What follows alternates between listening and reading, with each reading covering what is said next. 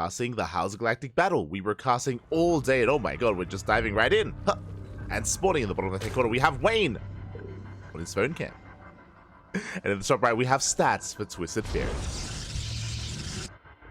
Getting up first here tonight, we have Starlight Twinkle versus Twisted Fairy, and this is a spicy match to kick things off. Fun fact, earlier today we casted ESL Open Cup Americas, and Wayne was competing, and he went up against Hero, and they went to the ace match. Wayne versus Hero did go to the ace match, did go the way of Hero at the end of the day, but Wayne did pose a threat, and I wouldn't believe that could be a bit of a sign here that Wayne is in form, that Wayne is looking spicy in the ZVP matchup. The problem is that we are forcing a certain map, Dynasty. Dynasty is map number 1. The players have no say in it. The players have no say in what map 1 is. We decide. When I say we, really, I mean the admins. The WTL admins decide the maps ahead of time.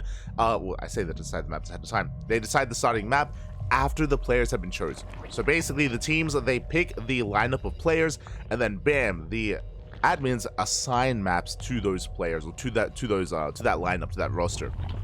So as a result, we're leading into Dynasty known for being vetoed time and time again, especially in this matchup, and Wayne is going for the goal base. Bold move.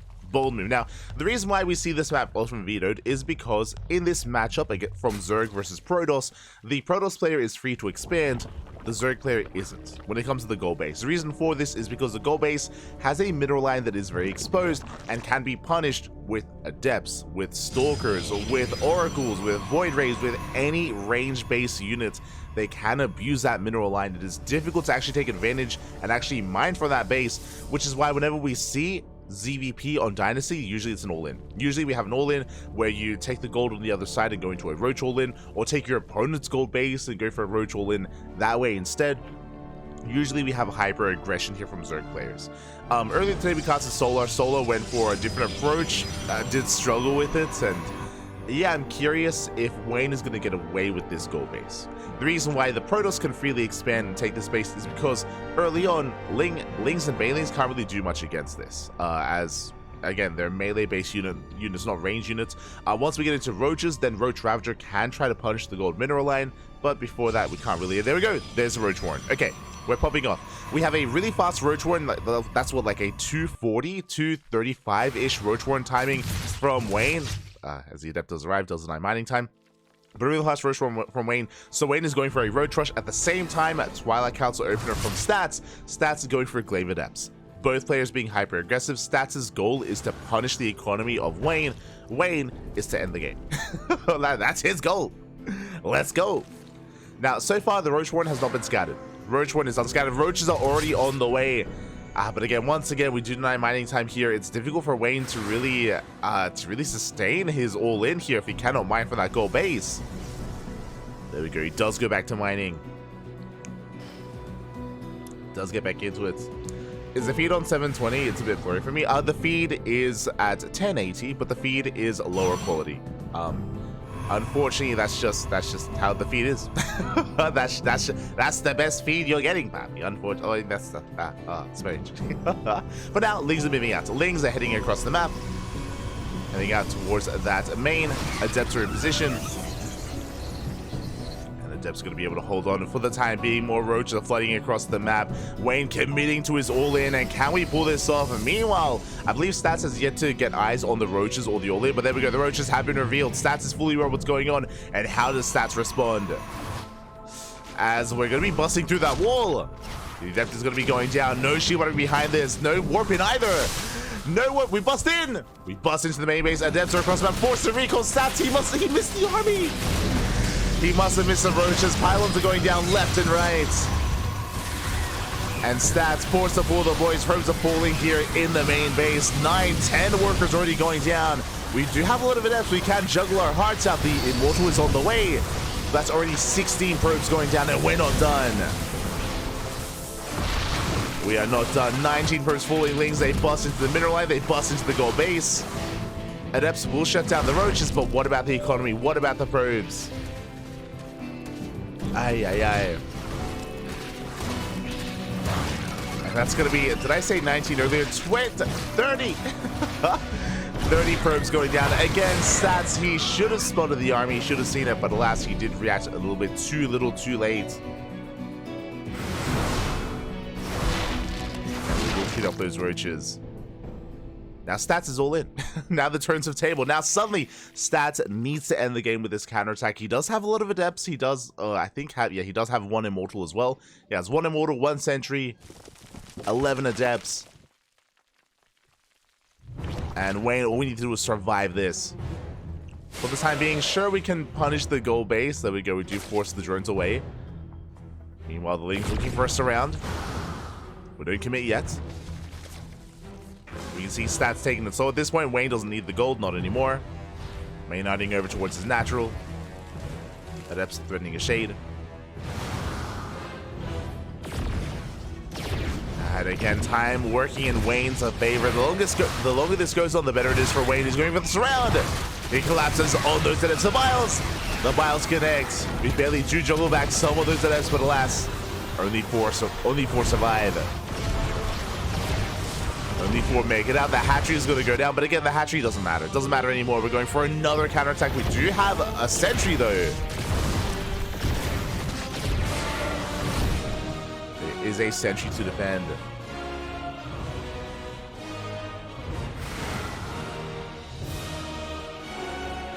Yeah, with that, we can force field the ramplings. They cannot bust in. Stats, he's clawing his way back into this economically. I mean, Stats, he is ahead with the goal base. The Biles! Ooh. 2 probes go down. Immortal drop coming in to shut down the Ravagers. That's getting caught out. And we do manage to catch 2 of those Ravagers. Not bad. 2 Ravagers did get picked off. But now it's even with 2 Ravagers, we can deny mining at the goal base. Meanwhile, Stats are breaking out. And again, don't underestimate the gold. Even though Stats got knocked down to, what was it, like 12 or so workers, because of that gold mineral line, he has a core back up. Leading another 2 probes. Once again, is able to mine. And Wayne hasn't been droning. Wayne is still very all in. 25 workers is all Wayne has. Still massing more Lings, more Ravagers. The economy now evening up. The economy actually getting in favor of Stats. Here we go. He's still sharking around with that prism.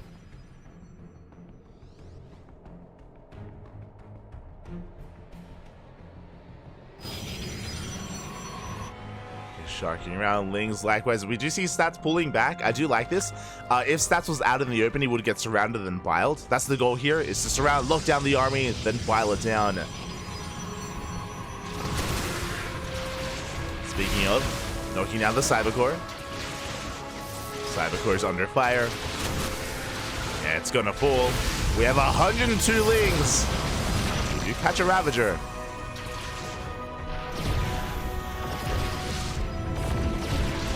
He's looking to dive in.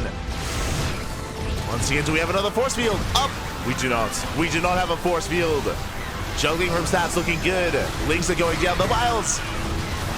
Some of them crazy army. 1 immortal goes down. We're down to a singular immortal, but it looks like, can we hold on? Lings are running out of Lings. And we only have 4 Ravagers left. It looks like we're holding. It's still so close. Lings, they bust in! They bust into the gold! We're running out of minerals! Yeah, the wall is open. Lings, they bust on through. 12 probes go down. Honestly, if it wasn't for this, I would give the edge to Stats. If it wasn't for this base going down. Overcharge is popped, barely keeping the base alive. Likewise, Stats juggling his heart out. Lings, they go for the surrounding Immortal. It gets surrounded! The Immortal! Oh my god. It barely lives. The juggling is crazy. We barely retain those immortals. We force back the army. But Stats, he's down to 1 base. Down to a singular base. Army supplies are quite similar to each other. We have 26 Lings, 0 Roaches, and 0 Ravagers. 4 Wayne, but then we got 5 Roaches in production. And these immortals are quite low. They're both in the red. They're both in the red. They have shields. They have micro potential with that prism. And we do have enough resources for a bit of a warp in here. Lynx, we have to warp it defensively. Warping back at home. I'm pushing forward one Ravager. The Immortal Shields are triggered. Are going to be triggered here. Lynx going in for the surround. File's not quite connecting. We can juggle back. Lynx are being cleaned up. One Immortal goes down. A massive pickoff. The Files will graze the army as well. They graze the prism, and Wayne, he's holding. He's barely holding on. He shuts down the army. The final adept goes down. And I think Wayne's done it. It's close. It's still very close. Ay, ay, ay. Oh, as Worker's going to be transferring over. Only catching one. And there it is. GG gets called. We have mining. We have an economy. Wayne takes game number 1. Oh my god. GG, well played. A very, very close game. Sorry, I'll turn down the volume a little bit. I do know it was a little bit too high. But GG, well played. Wayne will take the first game, but that was a close one. Again, the all-in was a risky one to go for. I do have to put the onus on stats a little bit. If you remember, when the all-in was moving out across the map, stats, the prism saw the roaches moving out. I don't think stats did. I don't think Stats himself saw the roaches. I think he just assumed that the dots on the minimap were lynx, not roaches. So Stats, because that he had a delayed reaction, a delayed response to the all-in, and he had that much less time to get ready for it. Wayne able to bust on through, able to get critical damage early on. Despite that, Stats also was able to almost make a comeback as well. It still was a very close game there. But thankfully, Wayne did so much damage early on that he was able to use that to catapult himself into that win, into that lead. GG, well played. Wayne takes the lead. Let's go. I mentioned earlier today that, hey, Wayne went to the ace match against Hero, and maybe we can see a little bit as to why with a cheeky build on Dynasty. But now we're loading into Golden Aura. Can we make a 2-0, or can Stats fight back? Let's go. As spawning in the bottom right hand corner, we have Wayne for Starlight Twinkle. In the top left, we do have Stats for Twisted Fairy. Here we go. But yes, as someone was mentioning in the chat, the quality of the feed is a little bit worse on YouTube, unfortunately. That's all good. We make do.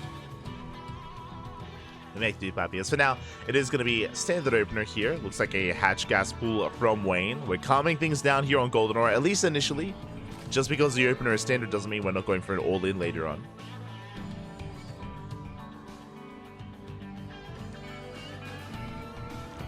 And do so, as there we go. We force the unnatural. Natural Stats in position to deny it. When it comes to Stats himself, I know that Stats has had, I wouldn't say a lackluster return, but a return that took a little bit to really get going.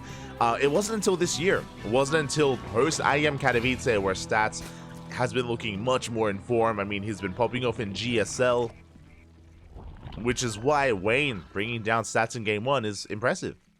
It is an impressive feat here. As Stats is looking better than he has in these past couple of years of returning from military. Stats is at his peak. Post-military, I mean. We'll see. We'll see if Stats can bring it back. He's gonna need to. Twisted Fairy, they've been struggling a little bit. Not gonna lie, they've been struggling a little bit in this season of WTL. You know, Classic is an amazing player, but Classic needs the support of his team. He needs players like Stats, players like Keen to step it up.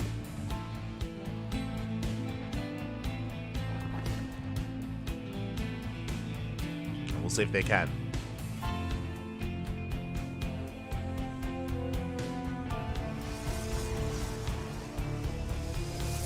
See if he can. But now is going to be an Adept opener. Our Adept on the way. We do confirm the base. Stargate as a follow-up, as our take of choice. Stargate for stats should be for oracles. We'll keep an eye on him to see if he goes into something like Void Race instead. We shall see.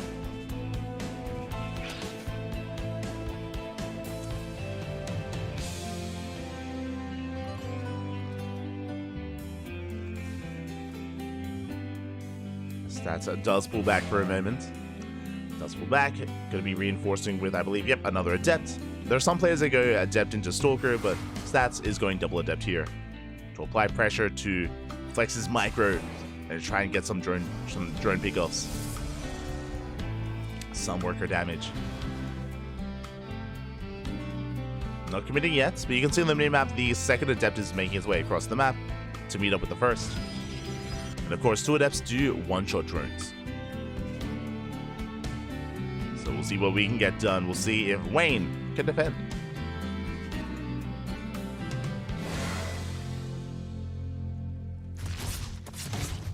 Stats dipping in. Does get 1 drone kill, forces out a Spore. Backs the hell up. Not a bad start. Then he gets a drone, backs up, will expand, take a 3rd base. And the Oracles are moving out. You can see as the Oracles move out, Lings are moving in. Sprinting across the map to delay the 3rd base. Oh, the probe! Up! It looks like they'll get it. The probe does go down. A nice delay here for Wayne. Meanwhile, the Oracle dives into the main base. No Spore in position, and we do manage to get 2 drones before pulling out. Only 2 workers. A lot of hull damage dealt to the Oracle. Not the best trade for stats. Not the best trade as the Oracle is very, very low. But we're not done. 2nd Oracle's moving out. 3rd Oracle's on the way. 3rd base is now being thrown down. Stats settling into his game. It's on Wayne to minimize losses to keep up with all these Oracles. Easier said than done. Oracle dives into the natural. Doesn't get a drone kill. Forces out a Spore. Meanwhile, I see a Twilight Council on the way for stats. Okay, a little bit earlier here for stats. With this fast Twilight Council, this could lead into Glaive Adepts. Could lead into a fast Blink. We'll keep our eye on stats here. As there's no Forge alongside this, Aggression is on the horizon for stats. Okay, there we go. Forge was delayed. Now with the Forge now on the way, this should be for Blink. As the Adepts stay threatened to shade into the natural. Oh! They commit! Lings are in position. The Adepts will trade somewhat well against the Lings, but they're being shut down. Meanwhile, Oracle into the natural. Adepts into the main. Stage Trap does catch a lot of drones. No reaction out of Wayne. He was distracted by the Adepts. And Harvest Mineral Line is caught in that stasis. Meanwhile, across the map, there it is. Blink is on the way. It's our upgrade of choice. Again, we have the Forge. We have +1. Additional gateways on the way. I believe that's a 4-gate setup. Another stasis in the natural. No! Okay, this time we react. No, we came back too soon. Ay, ay, ay. Not like this. Wayne may have not lost too many workers, but he has taken a lot of stasis to the face here. Does impact his economy. Yeah, you can see heavily in favor of stats, deep in the red.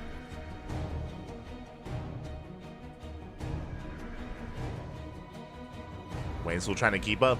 Interesting choice here out of Wayne. He's going for a fast infestation pit. This should be for Hive Tech and for a Hydrogen as well. Looks like Wayne is thinking about trying to take up even further and race into Hydra Lurker, but we'll see if he can get there. To start things off, stats already pushing on to Grief. And clears up tumors. Blink is not quite done. But we are trading with roaches. There we go, Lings have arrived, we do have to back off. That was 1 Stalker going down. Still a better trade for stats. More Lings are amassing. Thankfully, Wayne isn't cutting too many corners. He did go Ling Roach, and now we see what the infestation was for. I assumed it was going to be for a Hive Tech, but no. We're getting into Swarm Host. Okay. Interesting. I'm not sure if I'm in love with it. Swarm Host can be an option in this matchup. They're typically seen against Chargelot Archon-based compositions, just because Chargelots and Archons have a hard time keeping up with Nidusworms and with Swarmhosts. They're not as mobile. So there's a place for Swarmhost in this matchup. Against Mastling Stalker, I'm a little bit concerned. Concerned for Wayne, I meant to say. As the Knight Swarmhosts have arrived. Stalker's gaining ground, clearing up creep. Ooh. You managed to focus down one of those roaches. Yeah, Lings are being cleaned up as well. And the scary thing here is that these Swarmhosts are going to be vulnerable. Their first Locust Wave can be quite impactful, but then we got to get the hell out of there. There's no Nidus Worm. They have to waddle back. They are prone to getting caught out. No! Once again, the stasis does connect. Shuts down the Lings. Swarmhost coming in from behind, trying to catch out the Stalkers. And here comes the Locust Wave. Going straight for the third. Stalker's going to be able to outmaneuver them. They do back up. Likewise, the third base is exposed. Only a handful of units. Stalkers are going down. Wayne, can he break through? Storm is only halfway done. And so many Stalkers go down. Again, an interesting choice here for Wayne to use the Swarmhost to zone away those Stalkers to shut them down. Stats trying to muster up his army, bringing everything back home. Needs a couple more seconds for Storm. A couple more seconds. Another Locust Wave coming in. Going for the main army. Going for the High Templar. They collapse in and breaking through the first line of Stalkers. We see Wayne pushing forward, trying to get on top of those roaches, busting into the natural. Does slip in. Storm is now done. Massive storm on the roaches. Stats forcing back the army, but we have broken into the natural base. Probes are falling. Another big storm on the main army. Again, it looks like Wayne's main army is being cleaned up for the most part, but that harassing force has gotten a lot done. 9 probe kills. And you can see Wayne plummet in supply. Still has some supply to work with, but we have found the Swarmhosts. Locust Wave forced to land. Swarmhosts will escape. It will get away. But Stats now free to expand and take a fourth. Gearing up into additional Immortals.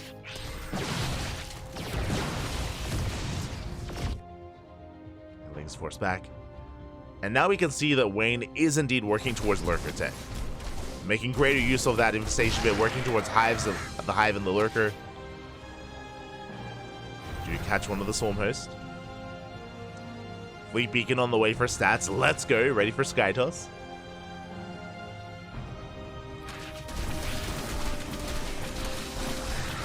We'll catch all the Lings. Swarmhost rotating on the right hand side. So far, they've not been spotted.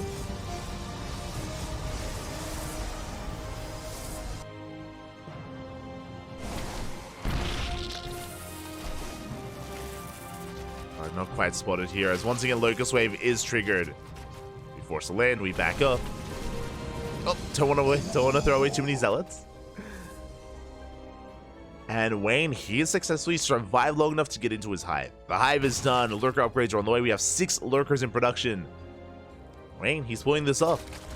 He still needs a little bit more time to morph them in, but yeah, they're finishing up. Wayne getting in position. And without Skytoss, can Stats break through this? The defensive line a little bit too strong.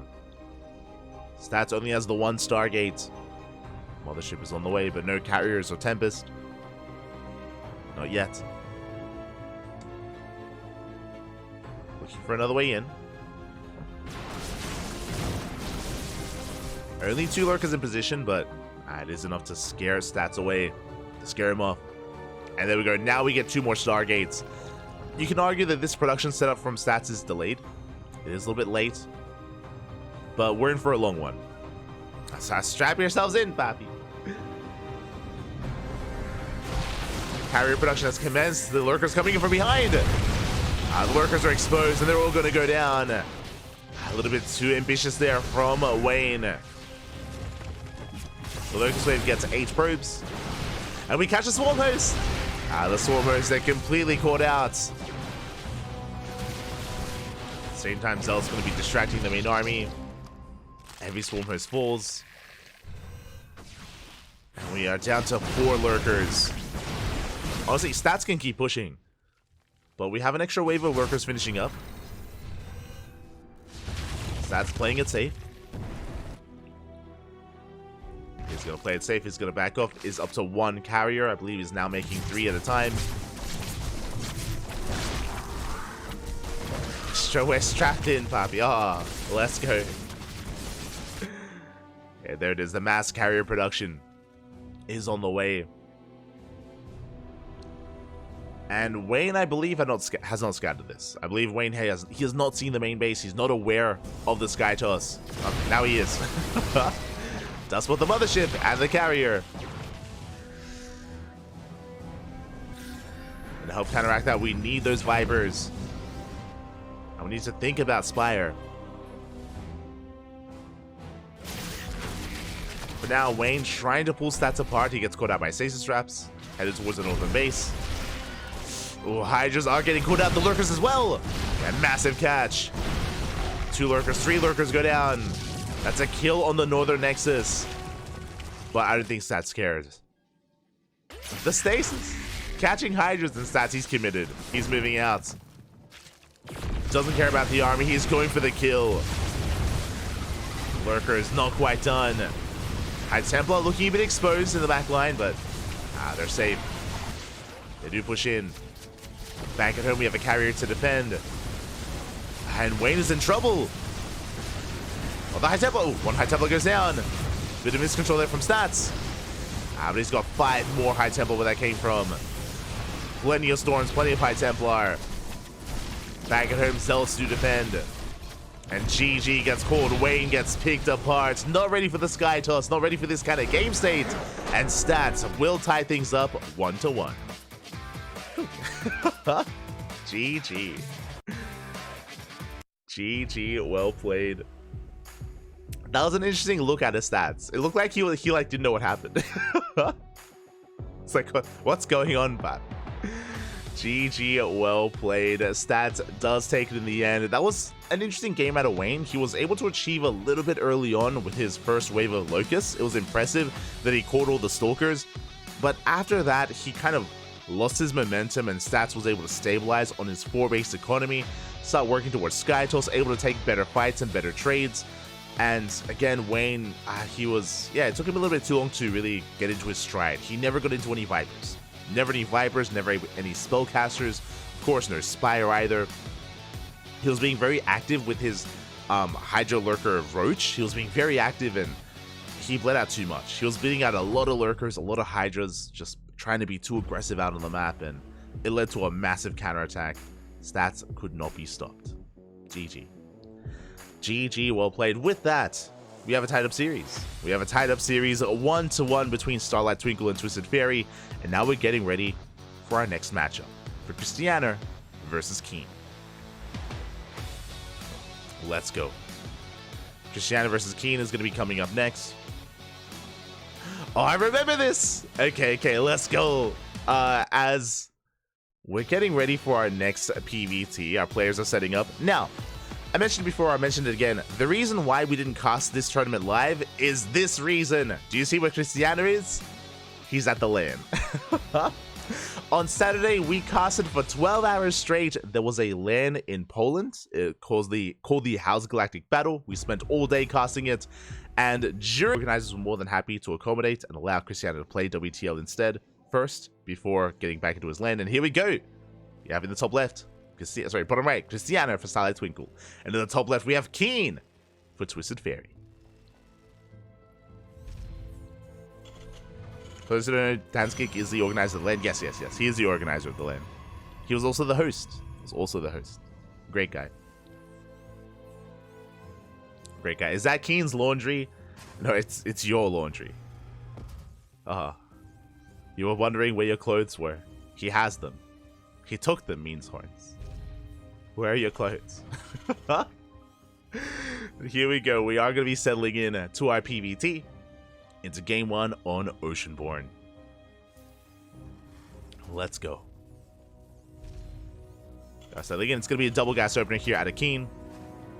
Krystianer playing with his phone, as in, that's why the camera is vertical, because most likely he's got his phone acting as his webcam.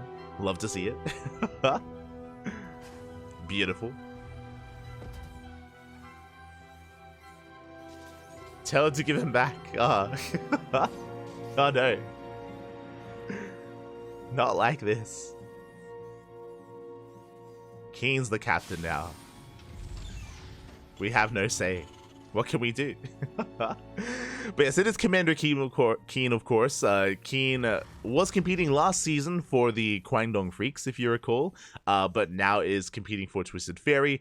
I remember at the start of the year, I was concerned, and we were convinced that Keen had retired. That Keen had stepped away from the game. A lot of the Kwangdong Freak players did end up retiring at the start of the year. Armani being one of the more notable ones. Armani, SOS, of course, stepping back. But I was pleasantly surprised when Keen was announced to be in the roster of Twisted Fairy in the new season of WTL. Was announced in the new roster, and yeah, Keen, he did stop competing for, I think it was like around 5 months, or so, 4 to 5 months. Did step away, but is now back.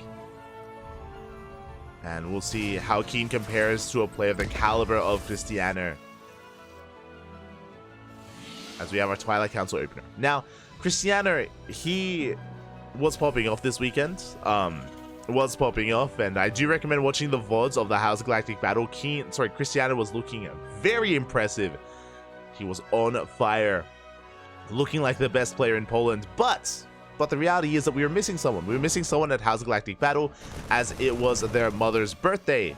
I'm referring to Spirit. Spirit was not at the House Galactic Battle, so Krystianer's PVT was not tested at the event. Instead, going to be tested here. What I'm getting at is that Krystianer was looking insane in PvP and in PvZ, but what about PvT? That's the question here. We weren't able to see much of it on Saturday, so I'm ready here for World Team League. I'm ready for it.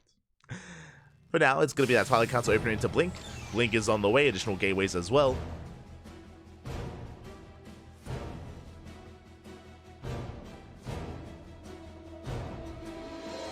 Apparently Psionic got hired by Little Fairy. Whether it means he'll get into WTO roster is another problem. Yeah, that's really cool to hear. Really cool to hear. I mean, Psionic has been improving. I do notice him week after week in the ESL Open Cups. So it's really cool to hear that Psionic is being supported by Little Fairy. As you mentioned, Little Fairy has a lot of players, has a decent roster, and it isn't confirmed that they're, of course, going to be fielded for WTL. But regardless, really cool to hear.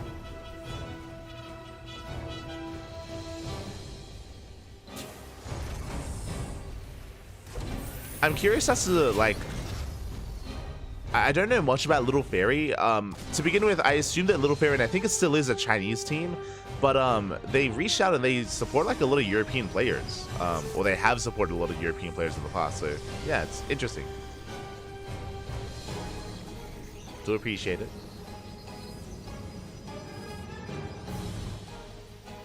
As you see Krystianer committing, reinforcing, moving out across the map with his prison, with his stalkers. And we'll see if Keen can hold on against this. Ooh, no tanks back at home, by the way. He's been focusing and rushing into Stim of all things. Very fast Stim here from Keen. We shut down the Cyclone. Pushing out towards the main base at the same time. Widowmine drop here towards the main of Krystianer. Yeah, mine shot's going off. No reaction. No reaction. 8 probes go down, but we don't care. We're committed. And remember, there is a lot of Marines, but they have vanilla Marines. No stim, no combat shields, no upgrades. Boys being pulled without any tanks is going to be a tough hold for Keen. Again, Keen was rushing to Marauder production to stim into these bio upgrades. That's a kill on the CC. The CC goes down. Depots as well. And Krystianer doesn't even need to push into the main. He can. He can push into the main base, but he doesn't need to. Denying upgrades. Back at home, Krystianer, he's expanding, taking a third, probing up. Chips away at the wall. He gets an extra depot. The first tank is almost out. Stim is finishing up in 10 seconds.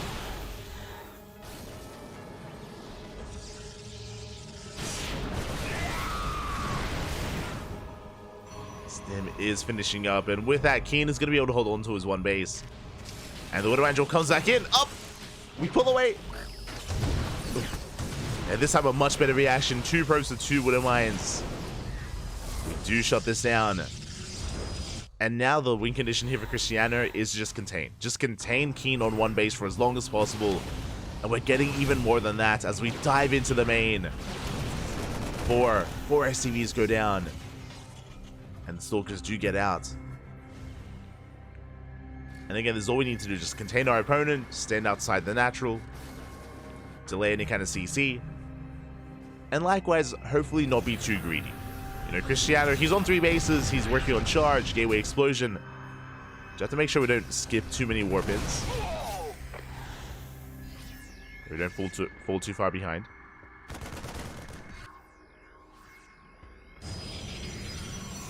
As that third base getting saturated. And Keen is all in. Keen does not have a third CC or a backup natural CC. Has no bases. We have to commit. Is breaking out. We do have to go further than that.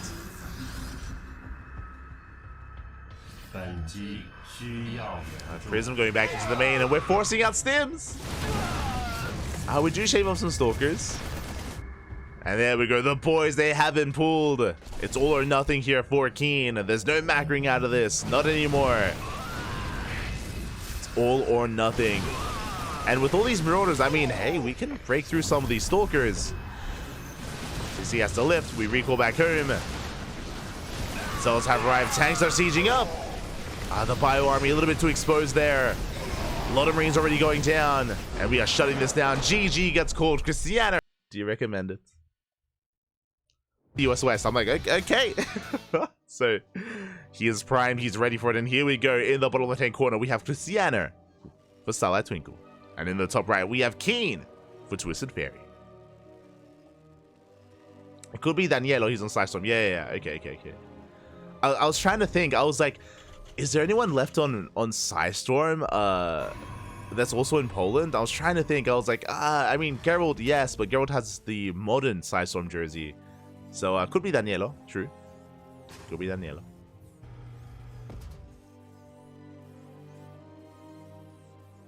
So now we are settling in. Now we're going to be settling into post-youth. Interesting map choice here by Keen. This does mean you have a much more secure natural. It means that something like 4-gate Blink Stalker is not anywhere near as effective. True.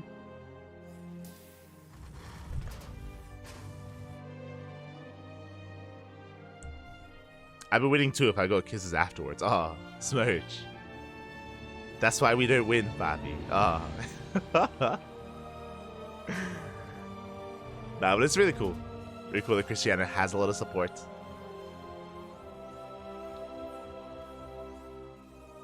It's wholesome, Papi. It's wholesome. As Krystianer is going for his gate expand, setting up back at home.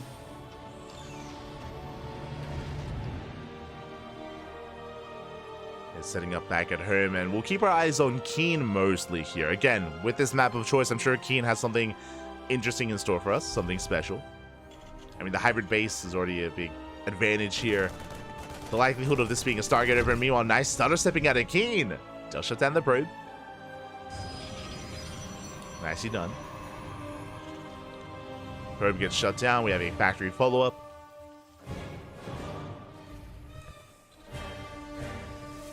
And again, on a map like this, I expect to see a Stargate open out of Krystianer. We'll see if he goes into Blink instead. If it is Blink, we'll keep an eye on how many gateways get thrown down. Oh, okay, never mind. My apologies.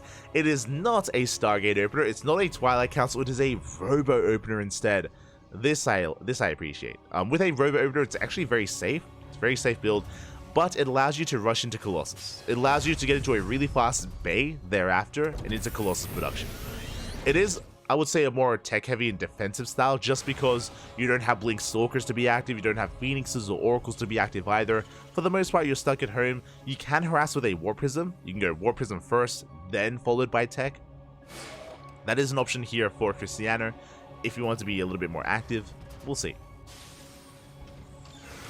As Keen is getting into a 1-1-1.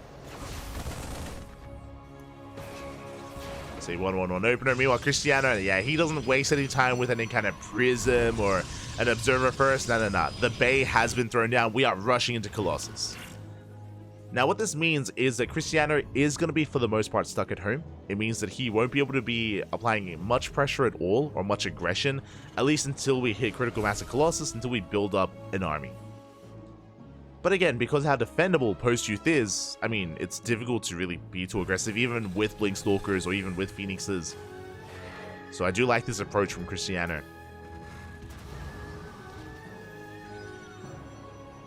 So again, going to be able to get into those faster Colossus, into a third base, and build up. Meanwhile, the first Prism is on the way. And again, this is to be able to have some kind of map presence to harass with the depths, to scout our opponent more importantly. Ooh, that is Warp Prism speed on the way. Okay, my apologies here. With Warp Prism speed, we're going for a Colossus drop. Estrella, is that you? Is that Krystianer? You're in Europe, papi. Why are you playing like an American? What's going on? Okay, so we are gonna be approaching something. We're gonna be approaching this in a different way, going for a Colossus drop of all things. Very unorthodox. You rarely see this. We've seen players like Estrella, like Nina, embrace this kind of style. Mind Drop is coming in. Meanwhile, Colossus moving out across the map. Where the mines will burrow up. Not a bad connection. 2 probes. 2 probes will go down. Meanwhile, the Prism moving out across the map towards that main. And it's so risky going for something like a Colossus drop. Like, there's so much value in this drop. It's so expensive, but Marines are going down. They're getting shaved off one after the other. So far, good trades. We can avoid that Raven. Oh my god, the swipes are too good. The Marines are getting shut down. And the Colossus and the Prism, they take a lot of hits, but they take down every single Marine. And they rain down into the mineral line. So far, 3 SCVs going down. Ooh, that was a big tank shot. Again, we do have to be careful. The Colossus is now down to red HP, but we got 14 Marines. Even though we didn't really get too many workers, and ideally you do get SCVs with this, still getting 14 Marines is a very nice start. The Viking has arrived. We have to get the hell out of here. Krystianer is racing back home. And Krystianer hard switching into something very different. We're going into a Twilight Council, Forge, a Gateway Explosion. We delayed the second Colossus in favor of all this tech. Just now the second Colossus on the way. Krystianer rotating back in. Risky move here by Krystianer. Here comes our Mind Drop. Krystianer pulling away. Up. Delayed reaction. Massive connection. 5 probes go down. Krystianer having a much harder time keeping up. Again, his attention was across the map, focusing on the drop. And the Vikings in position. And Krystianer not finding a way in. And with that, this is a back and forth. Like, Keen is able to sustain himself, able to keep up here against Krystianer. Keen down 7 workers, yes, but does have mules. Still a very tense moment.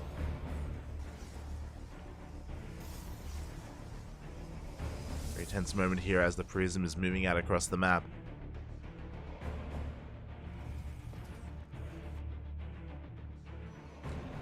Is moving out, headed towards that mineral line. Charge about to finish up. So we're going for a charge drop.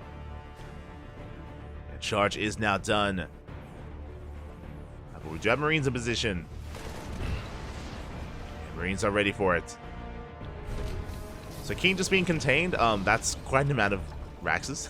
We have our 5 racks set up. Taking our 3rd. Setting up for a longer game. That mine is still in the bottom left-hand corner of the map. And again, it looks like Keen isn't going for any kind of strong timing or any earlier timing. He's just expanding, taking a 3rd base. Prism does get into the main. Going for a big warp in. Ooh. Warp in is denied. We only get a handful of SCVs. But again, Keen is just stabilizing on 3 bases.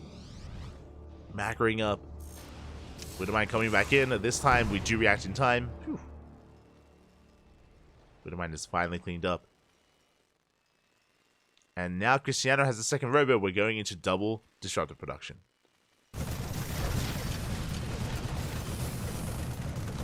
Disruptors are on the way. Likewise, Krystianer unable to get into the main. Is forced back. And we're taking up even further. Keen going for a Ghost Academy. Krystianer going for a 4th. And still sharking out with that Warp Prism. Going for the main mineral line. SCVs are going down. The Prism may fall. And the Vikings are in position and we will shut this down. Only getting 2 SCVs. And Keen is pushing. Is moving out. And can Krystianer defend against this push? I mean, we have potential. There's a lot of Vikings, that's true. The Colossus are going to be under threat. One of them very low. But we have Disruptors. We have Novas. As Keen does outposition Krystianer. Krystianer just zoned away from his own 4th base. And there's no saving it. The 4th is denied. Krystianer stuck with an even base count.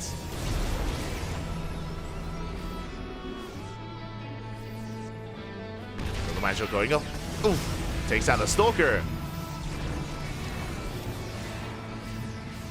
Stalker going to be falling. Autos are harassed into the main, getting 4 more probes. And Keen is fighting his stride. Looking good. Slowly pushing forward. Krystianer finding a good chunk of the army. And Marines going down Marauders as well. The Vikings are going ham. They take down the Colossus. What about the Novas? Oh, big connections. Yeah, the connections are just a little bit too good. We're diving on top of the army. The tank is putting in a lot of damage in the back line, but we get on top of it. The tank will go down. And Krystianer is going to keep on pushing.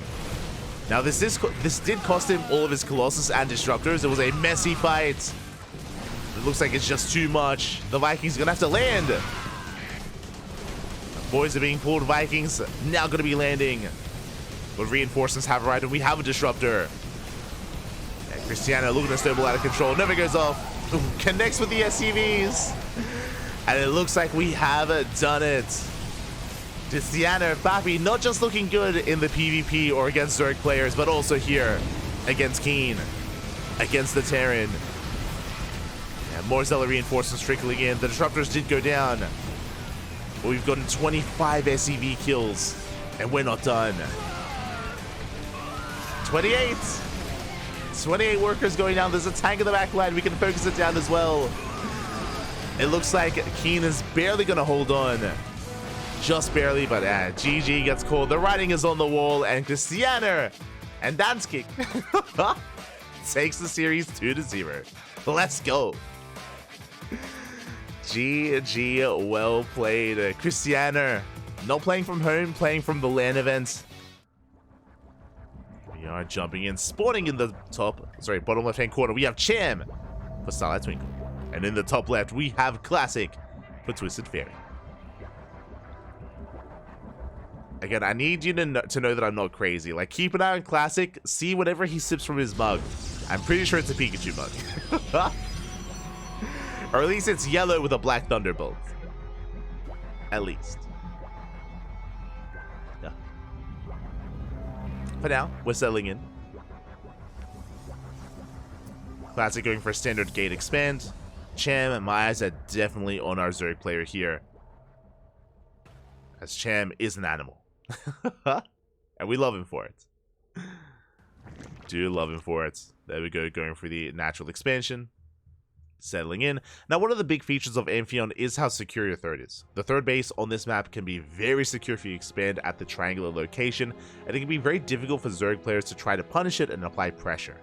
We've seen a lot of Zerg players actually mine through the minerals really early on just to gain access to that area of the map, or work on the rocks early on as well. We'll see how Cham approaches this, as it's going to be a hatch pool opener. Interesting. Cham going for a slightly earlier pool, slightly later gas. Curious if it's just for an earlier queen and just to be economic. Nothing too major. Back at home, Classic is expanding as well.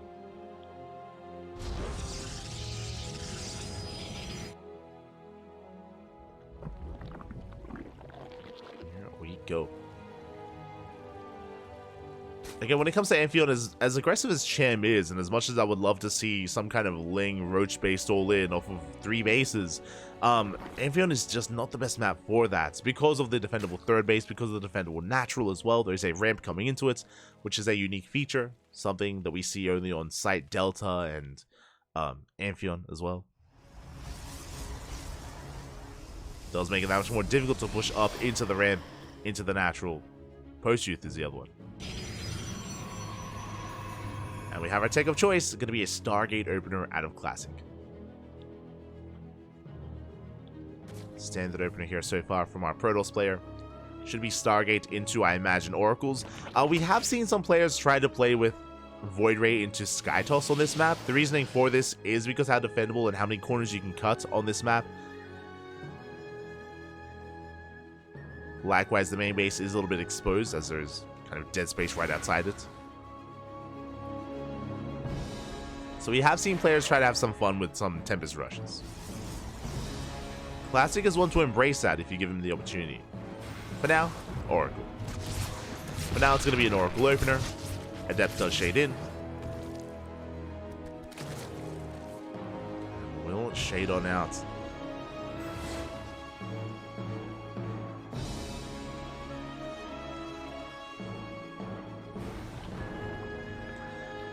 Just threatening that mineral line. Saying that Adept has arrived, now we can one-shot workers. So far, Cham hasn't lost anything major yet, so it does bleed out the tumor. Shade is cancelled, we head into the mineral line. Oracle on the way. Second Oracle in production as well. And we do commit! Yeah, we dive into the mineral line, 2 workers already going down, Oracle into the main as well. And we get 7 drone kills. Can we get even more than that? We get 8! 9? 8. 8 drone kills here between both bases for 2 Adepts. Well worth it for Classic. So a strong start for the Protoss player. Cham having a hard time keeping up. And again, when not done, we still have more Oracles on the way. Speaking of, there's that second Oracle moving out. Third one's in production. I do like this from Cham because the Adepts did go down. There's nothing to defend the third, but we're able to warp in. Not enough Lings. Classic will hold. Behind this, Forge on the way. Twilight Council, that'll be for +1 and Blink. Oracles, they overcommit, and 1 Oracle falls, but we get another 4 drone kills. Another 5 drone kills. Another 6. Oh my god. 6 workers go down. Classic having his way with Cham. An insane amount of economic damage already. There's that 14 drone kills in total. And Cham is in a rough position. Cham is going for a lair as we speak, going for a Roach Warren. But Cham, he still needs a stronger economy to sustain himself. At Epstein moving out across the map. And things are looking bleak. Cham, he doesn't have a lot of Lings. Doesn't have many Lings whatsoever. The boys are being pulled. Drones are going down. Cham not ready for this. He was just droning. Ay, ay, ay. He was in the midst of droning, which means 7 more drones go down. You see that 21 in total. Oh my god. And Classic is running away with this first game.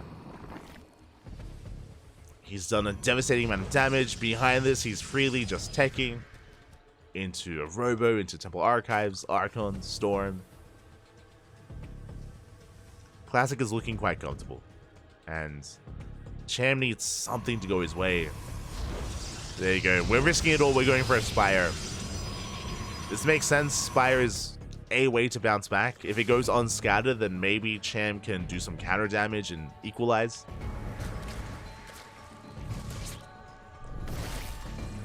There is a lot of potential in Mass Muta. especially if unscouted. But it is a risk. If Classic sees this, then he can just go for the kill. Classic is able to spot that Spire. He can respond.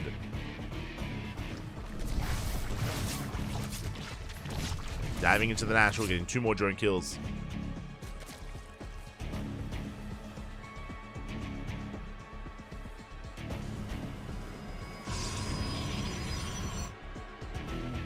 Managed to get 2 more. Lings across the map, but we have Adepts. We have Stalkers. I believe the Spire has been unscattered. I don't think we've seen it yet. I spoke too soon. Never mind. As soon as I say it, bam, we get the revelation. And Classic, he sees everything. We have a Phoenix on the way, cannons in production, shield batteries, more Blink Stalkers, I imagine. Big reaction here from Classic. And Cham is still making his first wave of mutas.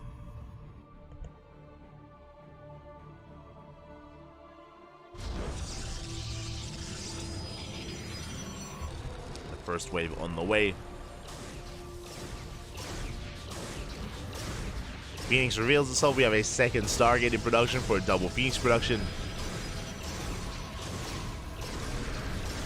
I think that's the second robo as well. Mutas do reveal themselves. We get the revelation. We are able to keep up.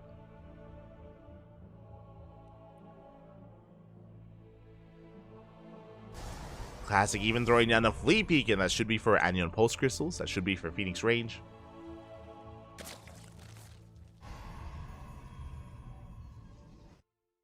Classic able to keep up.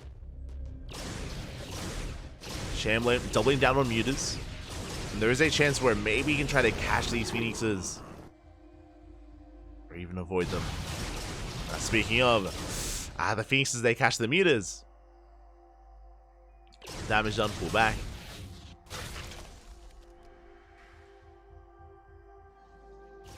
Things unable to break through.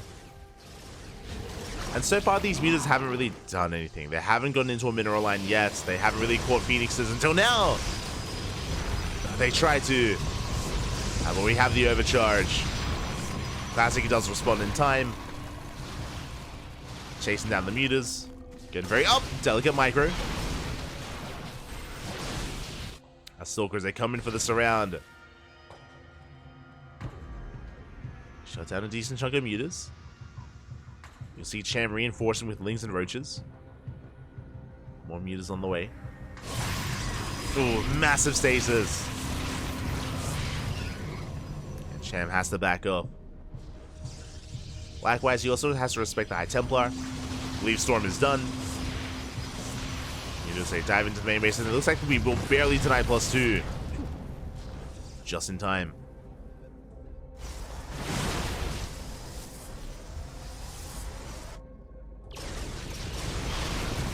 +2 is denied, or we do trade out 3 mutas for 1 Phoenix. Getting up, almost another.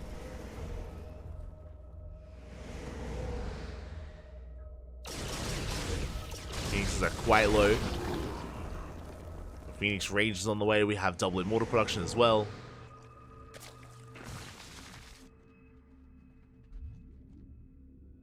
I would love to see Archons. I don't think we have many. But as I say that, we are morphing in 6 High Templar, so never mind. there we go. Archons are on the way. Exactly what we needed.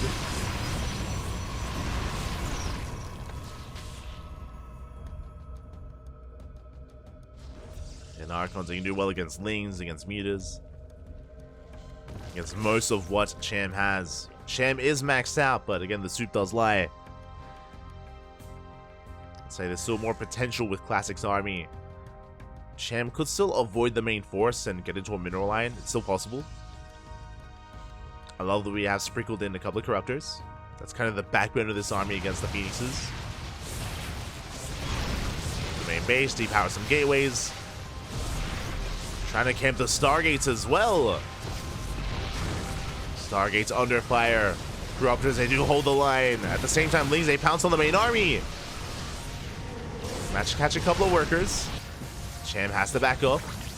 Ooh, rallying Corruptors across the map. Over the Archons.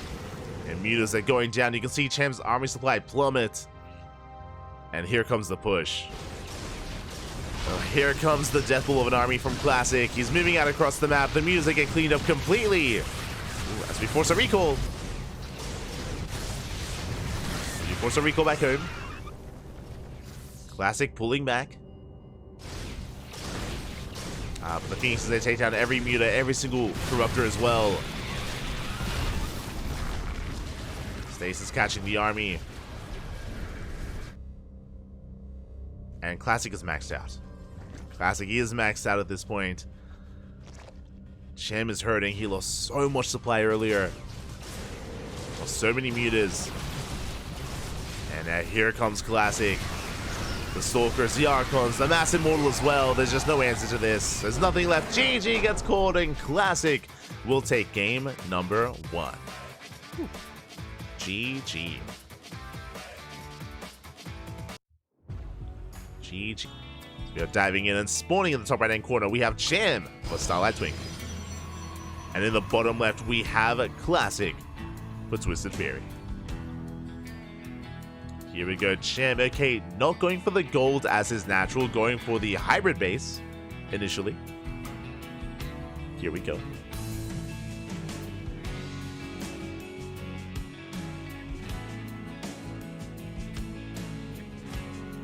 You can see Classic immediately checked the gold base as well. He's wise to the shenanigans of Cham. Doesn't want to get caught out. So he checks, confirms that the gold was not taken. We can see, of course, Cham did take the other base.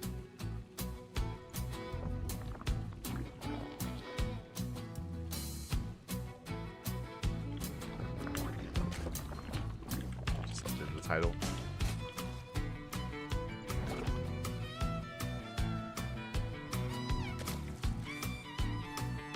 Did take the hybrid base instead for the time being. Just hash gas pull.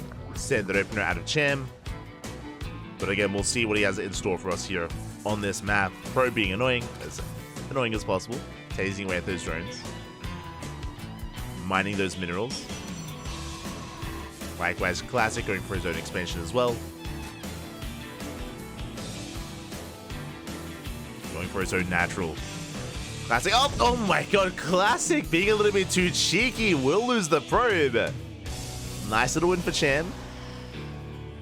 Classic did fly too close to the sun there.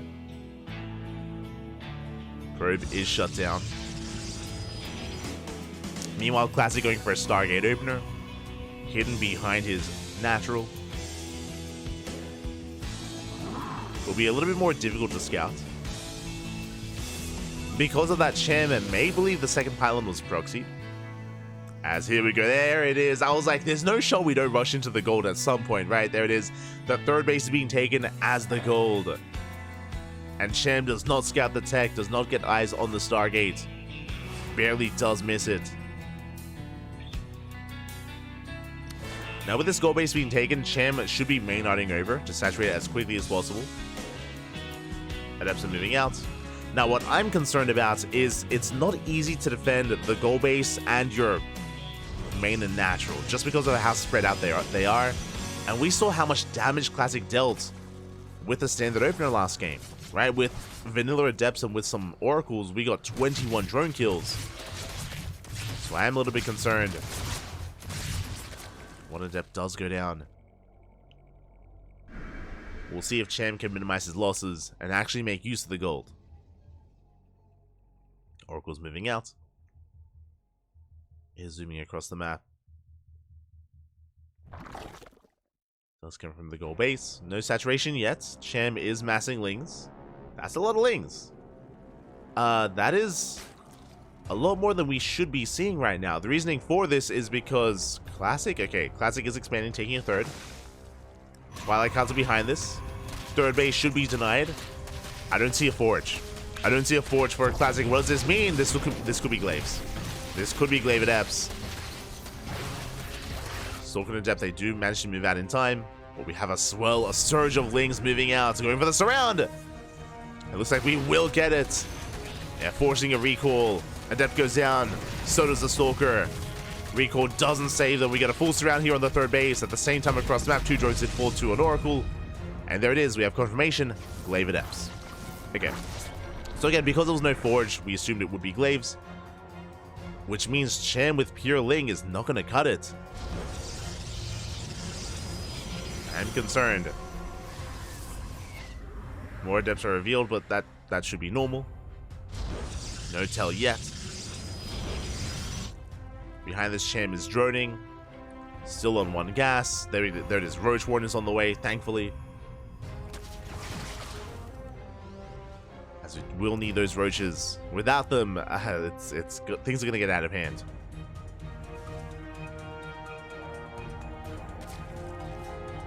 Oracles dip in.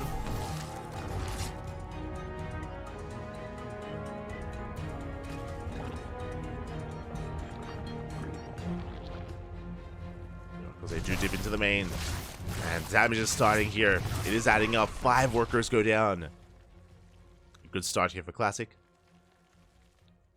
Catching five drones.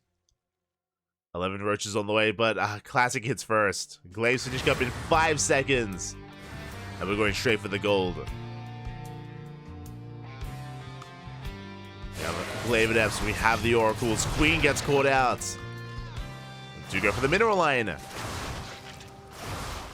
We cancel the shade. We're just camping that gold base, ensuring that Cham cannot mine.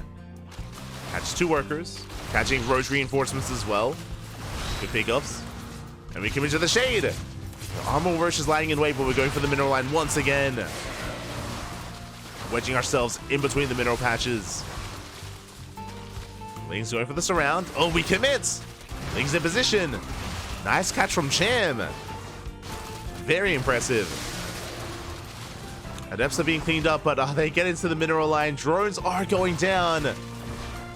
Cham, he moved away a little bit too soon. And it's all stacking up. 9 drone kills. Cham down to 35. Back at home, Classic is starting Immortal production. Sentries on the way. And we're all in. At this point, we are completely all in. Cham sending everything across the map. The Lings, the Roaches. No Ravagers. The Queens, they're already here. The Queens have arrived. There's 1 Immortal to defend. Soon to be a second. But there are so many force fields. But we do have Ravagers. Show us the vials. Yeah, force fields are knocked down. Lings, they collapse on top of the sentries. The Ravagers having a hard time pushing in. Overcharge is popped. But it's going to be piled down. And does Cham have enough? It's going to be close. The shield battery goes down, but the Ravagers are falling one after the other. Where are the Lings? We need more Lings.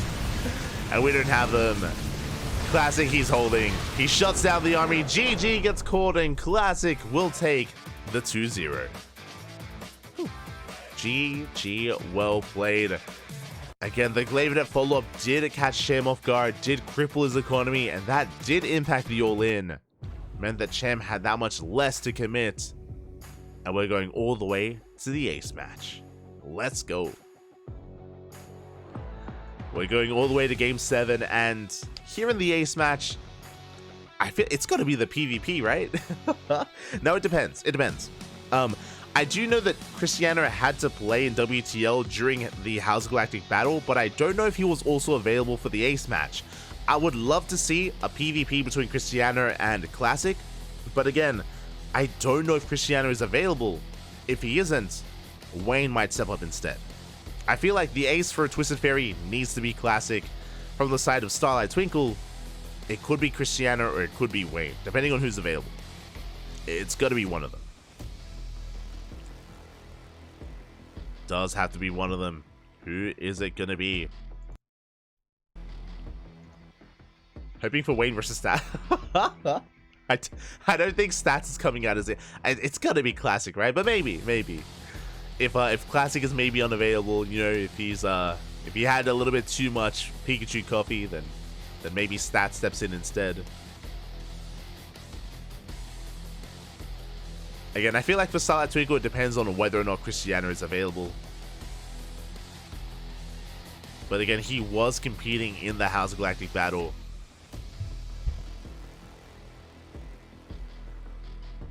was competing in it. Bearing in mind as well, the ace map is going to be Ghost River. It's a best of one. Best of one on Ghost River, and here we go. We have our players. It is indeed going to be Classic and Krystianer. He's playing once again.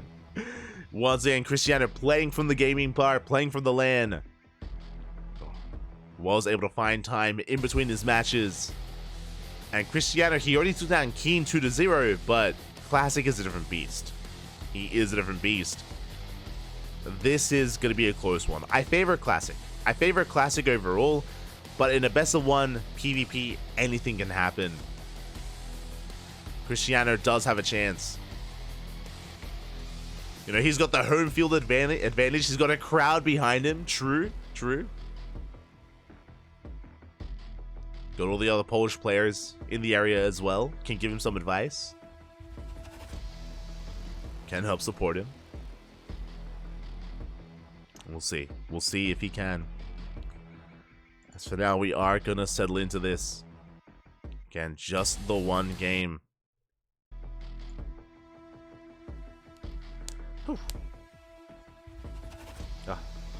Again, while we were casting the House Galactic Battle, I did avoid looking at WTL the entire weekend. Did avoid it, but I'm here for it. Also, shout out to the trophy case of Classic.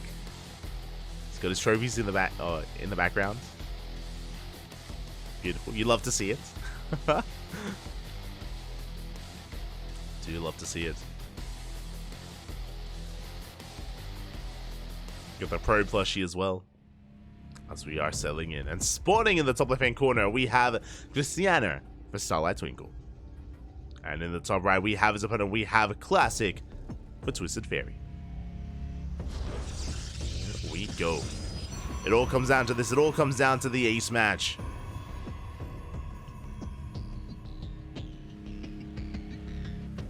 Keen to see the stats when Krystianer versus Classic last played?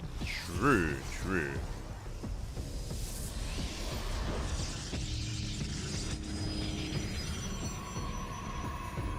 Would be curious myself. For now, we're settling in. It's going to be 2 gate openers all around. I know that in PvP, Krystianer has been very fond of going into a more max packs oriented opener, but I'm not too sure if he's willing to do that here on Ghost River. Gases are being taken, and there we go. Second gateway is thrown down for both Krystianer and Classic.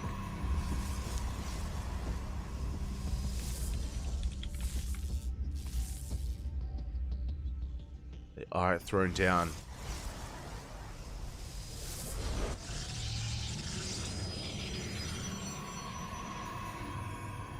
And I could be mistaken, but at least according to Wikipedia, Classic and Krystianer have never played against each other in individual leagues. That's crazy. I guess I could double check on the Ligulac, but according to Wikipedia, they've never played before. Maybe in other team leagues, which Wikipedia does not count. But they've never faced off against each other in an online weekly, like in a Kung Fu Cup or in an ESL Americas. Again, it's rare that Krystianer even plays in those. So yeah, never played. Crazy. We have our first. We never forget our first. As we do have a double adept opener from Classic. So Classic taking a more aggressive approach. Meanwhile, Krystianer goes for a sentry opener into the expand. So a bit of a greedier build here by Krystianer, as Krystianer did skip his second unit. So you can see the next is already on the way. So Krystianer will have the better economy. Classic needs to get some damage done to catch up and make up for that worse economy here. Stargate's on the way. Adepts have arrived. Krystianer, can he keep up? Can he force field that ramp or block it off? Ooh, just in time. Does get the shield battery. 2 more adepts coming out. They reveal themselves to the pylon. Stargate should finish, and the Stargate should be for an Oracle opener from the side of Classic. Should be for the Oracle. Adepts still threatening Shades.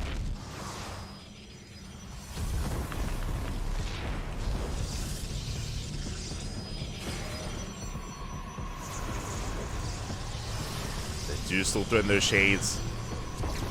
Keeping Krystianer pinned. Being pinned back. Getting into the main. Oh, we do shade in. We commit. Adepts, they go straight for the mineral line. Probes are going down. Again, takes 2 Adepts to one-shot a probe. And we have 3 in the main. And that's going to be 4, 5, 6 dead workers. 7 probes going down. And in the PvP, sometimes all it takes is a handful of Adepts shading in. And with that, Classic takes a worker lead. He may have been behind in the base count, and he still doesn't have a natural. But he makes up for it. Classic does make up for it. So this should even up the worker counts, as Krystianer is making 2 probes at a time. And by the time he catches back up to 30, Classic should have his own natural. Twilight Council's done. Dark Shrine on the way. Classic, he's wild. Going for Adept Harass into Oracles into a Dark Shrine as well. Just nothing but aggression from Classic. Pulling the Stalkers out of position, getting 1 more probe. He's just all over Krystianer.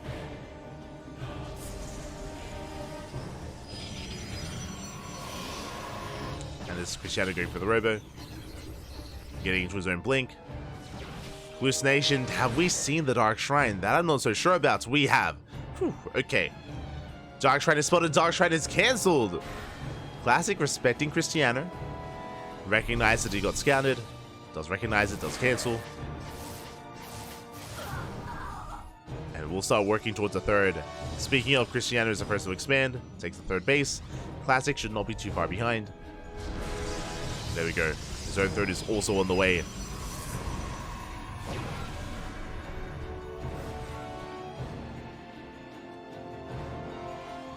We are calming things down. Worker counts are neck and neck, slightly in favor of Classic.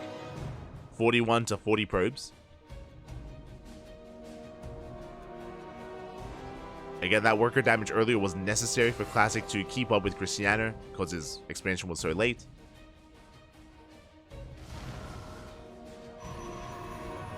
As the Oracle dives into main base, getting a revelation. Going for the stasis. Up! Oh. Classic will be forced back. Krystianer this time able to keep up. Stalker is going to be on the way. Rotating over towards the 3rd.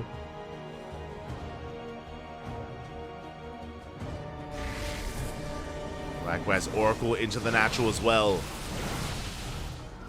Getting a handful of probe kills. 3 probes going down. Very nicely done. Once again, keeping Krystianer in check.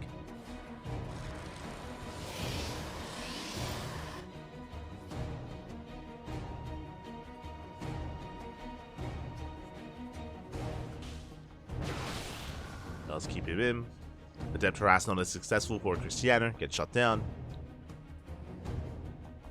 And Classic is moving out. Looking to hit that 3rd. We do have a shield battery. Adept shading towards the natural once again.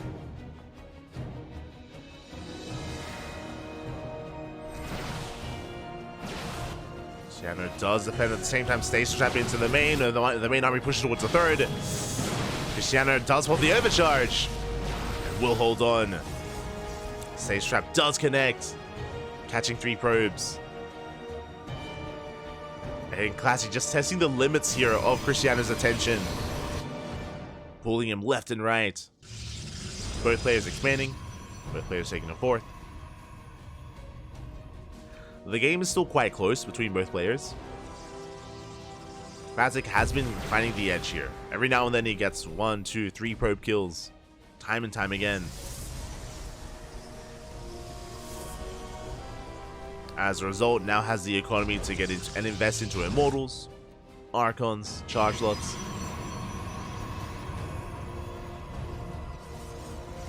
That is going to be a massive power spike here for Classic. Krystianer sticking with a gateway-centric army, Blink Stalkers and Charge Lots instead. You can see here that basically Krystianer hasn't taken any extra gases. He has 2 gases, that's it. He has no gases at the 3rd, no gases at the 4th, no gases at the natural. Because of that, pure zealot. Meanwhile, Classic, with that extra gas, he can tech up into Archons, into Immortals. Classic's army is becoming higher and higher quality. Krystianer, he's going to be able to keep up numbers-wise in terms of supply, but again, it's going to have a bit of a harder time engaging. He has to be very careful with how he pushes in. He has to try to outmaneuver that Archon and that Immortal. Probe dips in. Oracle gets shut down. Krystianer pushing forward, but he runs into the main army. Does pull back. Again, Classic with a handful of Archons will completely shut down these Zealots. Krystianer instead going for a run by. Okay. Zealots towards the natural, main army towards a third. Classic does spot this. And Krystianer actually sneaks out towards the fourth base. Okay. Gets the pylon, probes are being pulled. Zealots, they bust into the main. And we should get a kill. Yeah, the Nexus will fall. Good pick off here from Krystianer. And he has to get the hell out of here. At the same time, Zealots recall back home. Krystianer being as efficient as possible. Okay, I see you. Still bleeding out Stalkers. Yeah, these are still rough losses. This Classic trades minerals for gas. Krystianer pulling back. Classic supply block. 6 pylons on the way. I mean, both players are supply block. Mirroring each other in more ways than one. But I think Classic's had enough. You can see him just pulling his entire army together. He knows that he is favored here. Krystianer up in upgrades. Go +2. I have a +2 just now finishing for Classic. Krystianer does catch some Archons. Very nicely done. 2 Archons go down. Ooh, but Krystianer has to be careful to be caught out. And we are bleeding out Stalkers. At the same time, Zealots coming in from behind, trying to set up us around the force fields. We block off some of those Zealots. The Stalkers, they dive on the army. But this is a rough fight for Krystianer. Stalkers are bleeding off. Yeah, the Stalker count completely resets. We lose every single Stalker. Now it's only Zealots. Rough positioning for Krystianer. GG gets called, loses everything, and Classic will take the game and the series for Twisted Fairy. Thumbs up, papi. GG. GG, well played. Twisted Fairy will take it in the end, but a shout out to Krystianer, a shout out to Starlight Twinkle, because they made a series out of this. They went all the way to the ace match. They went all the way to game 7. GG, well played. Again, Krystianer, he was popping off earlier versus Keen, and even this game against Classic was back and forth. I mean, Classic for the most part was ahead. We mentioned it, because Classic was killing so many probes, that's why Classic had the economic advantage, had the stronger army as a result, with Archons, with Immortals, and Krystianer, he was stuck with a low tier army, with just purely Zealots and Stalkers, because he had lost so many workers, because he was staying on a low gas count, and he had potential with it. He was able to pick off, a couple bases, able to catch some units here and there, but in a head-on fight, it did go the way of a Classic. GG. GG, well played. With that, we're wrapping up. We're wrapping up our first series of the night, and now we're going to be going on a short break. When we return, Shopify versus Mystery Gaming. See you soon. See you soon.